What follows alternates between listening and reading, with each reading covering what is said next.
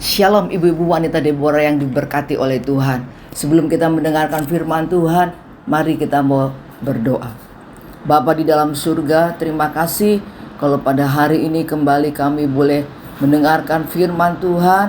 Tuhan, urapi hamba-Mu yang sangat terbatas, urapi dengan kuasa Roh Kudus-Mu, supaya pelajaran firman Tuhan boleh memberkati kehidupan kami dan membawa kami semakin dekat kepada kasih-Mu Tuhan. Dalam nama Yesus kami sudah berdoa. Haleluya. Amin. Apa kabar ibu-ibu wanita Deborah yang dikasih oleh Tuhan?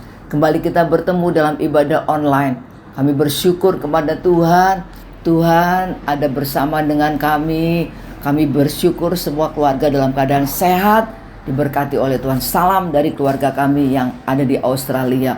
Terima kasih buat doa-doa ibu-ibu selama ini sampai hari ini. Dan saya berharap ibu-ibu juga dalam keadaan semangat, tetap antusias, tetap cari Tuhan di atas segalanya. Amin. Hari ini kita mau sama-sama belajar kebenaran firman Tuhan dari 1 Korintus pasal 6 ayat 19 dan 20. 1 Korintus pasal 6 ayat 19 dan 20. Atau tidak tahukah kamu bahwa tubuhmu adalah bait Roh Kudus yang diam di dalam kamu, Roh Kudus yang kamu peroleh dari Allah, dan bahwa kamu bukan milik kamu sendiri. Ayat 20. Sebab kamu telah dibeli dan harganya telah lunas dibayar. Karena itu muliakanlah Allah dengan tubuhmu. Dikatakan di sini bahwa kamu bukan milik kamu sendiri, bahwa tubuh kita bukan milik kita sendiri. Mari kita belajar hal ini. Yang pertama kita belajar bahwa ada kata harganya telah lunas dibayar. Hidup kita telah dibayar dengan harga yang telah lunas. Apa maksudnya? Kalau kita belajar kata telah lunas dibayar, maka itu berarti seperti sebuah penebusan. Ditebus dengan apa? Hidup kita ditebus dengan darah yang mahal.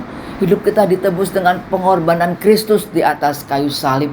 Hidup kita ditebus dengan satu bukti cinta yang tiada duanya. Ditebus dengan kehidupan Yesus sendiri di kayu salib. Berita Paskah bukan hanya kita dengar. Berita kematian, kebangkitan Kristus, berita kasih, penebusan Kristus bukan hanya harus pada saat hari Paskah saja.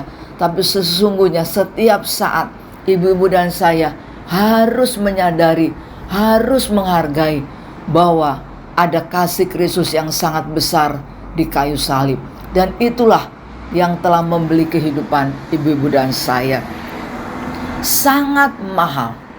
Dibayar dengan harga yang sangat mahal. Bukan dengan perak emas, bukan dengan dolar, tapi dengan darah Yesus Kristus sendiri. Dan itu tidak ada nilai, maksud saya itu harga yang sangat amat mahal, yang tidak bisa diukur dengan apapun juga. Dan ada kata dibeli. Dan harga, sebab kamu telah dibeli. Apa yang maksud dengan dibeli? Dibeli seperti kalau kita membeli sesuatu, membeli barang, membeli sesuatu. Dibeli di sini di dalam perjanjian lama seringkali digambarkan yaitu seorang budak yang dibeli.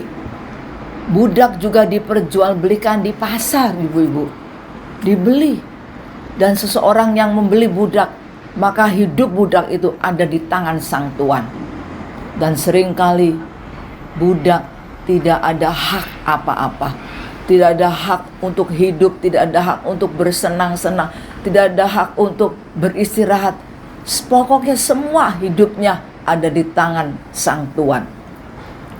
Dan ibu-ibu tahukah, ketika manusia telah jatuh ke dalam dosa, maka hidup manusia harus mati, karena upah dosa adalah maut. Upah dosa adalah mati.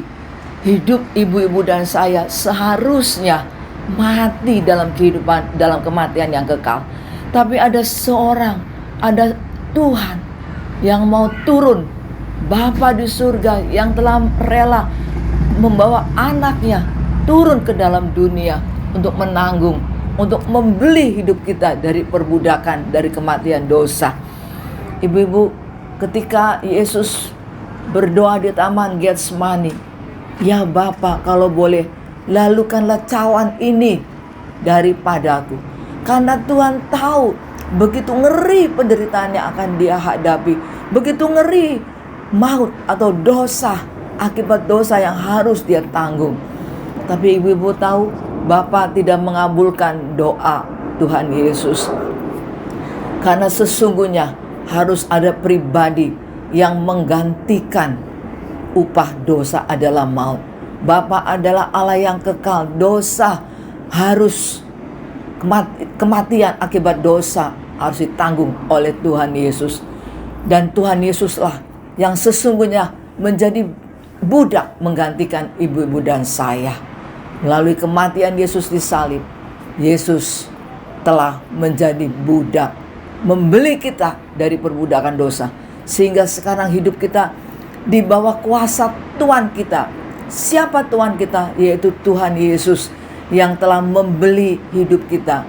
Sehingga hidup kita bukan lagi dikuasai oleh hukum dosa, tapi hidup kita sekarang ada di bawah kuasa Tuhan kita, yaitu Tuhan Yesus Kristus. Puji Tuhan, kita telah dibeli dan harganya telah lunas dibayar. Dari dosa, dari kematian, dari maut, mendapatkan hidup yang kekal selama-lamanya. Dan setelah hidup kita telah dibayar dan telah dibeli, apa yang harus kita lakukan? Dikatakan di sini bahwa kamu bukan milik kamu sendiri. Hidup ibu-ibu dan saya bukan lagi milik kita yang semau-maunya, yang mengumbar nafsu, yang hidup seenaknya. Tapi Tuhan mengingatkan kita, karena itu muliakanlah Allah dengan tubuhmu. Katakan amin ibu-ibu. Muliakan Allah dengan tubuh kita.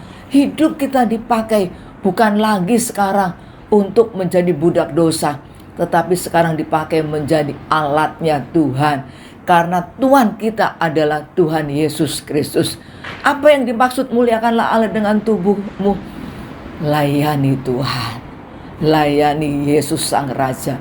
Layani Tuhan kita, Tuhan Yesus Kristus. Bisa melayani dalam hidup kita sehari-hari.